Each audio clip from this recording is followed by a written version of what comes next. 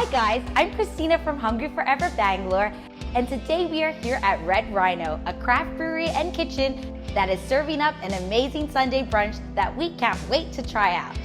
Apart from the 5 different craft beers they've got on tap, they're also serving up an assortment of delicious world cuisine that we can't wait to try.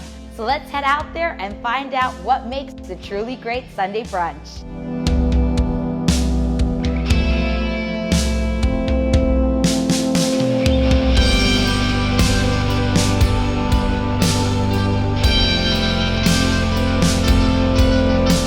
So we just had an absolutely amazing Sunday brunch here at Red Rhino.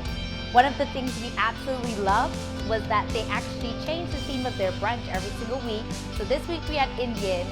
So some of the things we suggest if you come for their Indian brunch is the keema vada pav as well as the biryani. That pairs beautifully with their absolutely amazing beers. We suggest you try the wheat as well as the IPA, especially if you're a big hops fan. If you like this video, don't forget to subscribe to our channel on YouTube as well as follow us on our social media pages. And don't forget to stay hungry forever.